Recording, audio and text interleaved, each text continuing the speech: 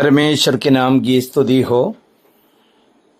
पहला कुरिन्थियों का किताब 2 अध्याय 6 से 10 तक पदों में प्रभु की आत्मा आज हमें क्या सिखाते हैं हम देखेंगे। प्रेरित पौलुस समझाते हैं कि परमेश्वर की बुद्धि संसारिक ज्ञान से पूरी तरह अलग है।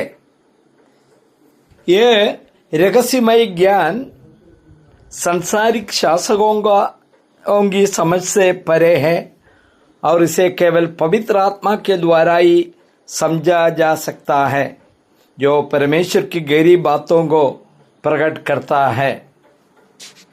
6 और 7 पदों के अनुसार संसारिक बुद्धि और परमेश्वर का बुद्धि का तुलना कर रहा है।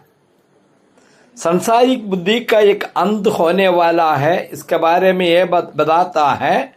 पौलुस बताता है कि वे या सिद्ध लोगों अर्थात आत्मिक रूप से परिपक्व विश्वासियों के बीच एक बुद्धि की बात करते हैं, लेकिन यह इस संसार या इसके नाशवान शासकों की बुद्धि नहीं है।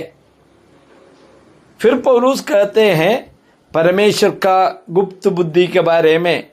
यह परमेश्वर की एक छिपी हुई और रहस्यमय बुद्धि है, जिसे परमेश्वर ने हमारी महिमा के लिए युगों युगों से पहले ठहराया।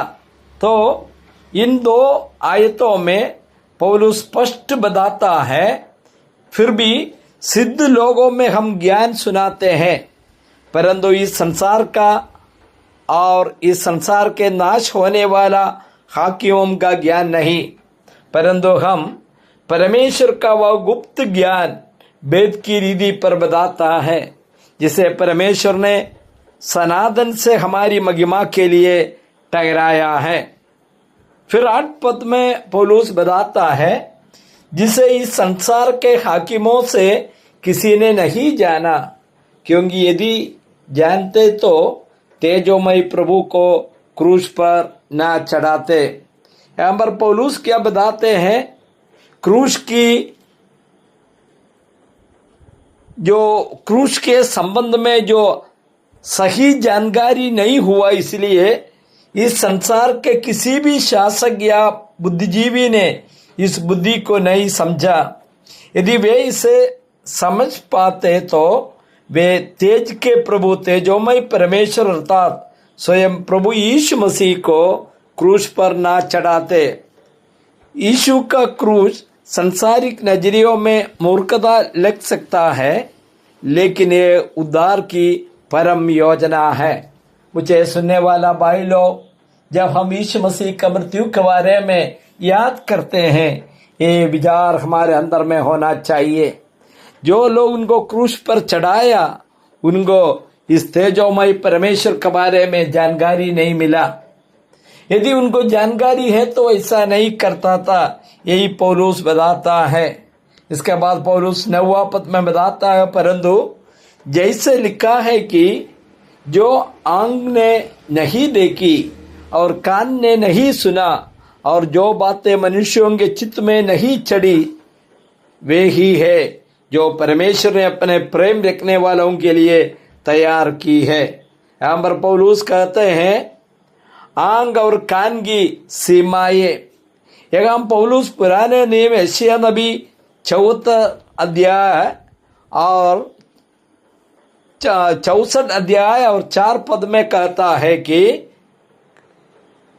वो उसका उदाहरण देते हुए कहते हैं कि जो बातें परमेश्वर ने अपने प्रेम करने वालों के लिए तैयार की है, उन्हें ना कभी किसी आंखों ने देखा, ना किसी कान ने सुना और ना ही किसी मनुष्यों के मन में वे बात आई है।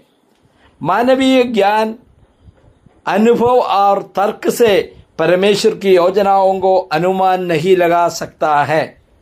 आज बहुत बुद्धिमान के रूप में लोग हम लोगों का विरोध करते हैं। लोग बताते हैं कि स्वर्ग है क्या या नरक है, इसी प्रकार का सवाल करते हैं। सचमुच में परमेश्वर का ज्ञान उनको समझ में नहीं आता, लेकिन ये ज्ञान समझने के लिए प्रभु ने हमारा बुद्धि को खोले, इसलिए मैं प्रभु को बहुत बहुत धन्यवाद करते। 10वां पद में पौलुस बताता है, परंतु परमेश्वर ने उनको अपने आत्मा के द्वारा हम पर प्रकट किया, क्योंकि आत्मा सब बातें वरन परमेश्वर की गूढ़ बात भी जानता है। यहाँ पर स्पष्ट रीति में पौलुस बताता है, ये परमेश्वर का ज्ञान तभी हमें समझ में आया, परमेश्वर की आत्मा हमारे अंदर में प्रकट करके दिया। यदि परमेश्वर प्रकट करके नहीं दिया है तो ये सच्चाई हम कभी जान नहीं सकता। पौलुस एक ही महत्वपूर्ण सत्य बताते हैं कि परमेश्वर ने इस गुप्त बातों को पवित्र आत्मा के द्वारा हम पर प्रकट करके दिया। आत्मा ही जो सब बातों को, यहाँ तक कि परमेश्वर की गहरी बातों को भी भेद जानता है। इससे हमें क्या सीख सकता है?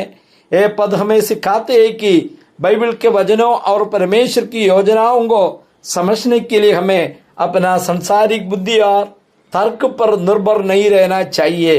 हमें पवित्र आत्मा की सहायता और मार्गदर्शन मांगना चाहिए, क्योंकि वही हमें परमेश्वर के गुप्त रहस्यों और आत्मिक सच्चाइयों को समझाने की बुद्धि देता है। मुझे सुनने वाला सबको प्रभु आशीष दे। परमेश्वर के नाम की स्तुति हो। आमीन।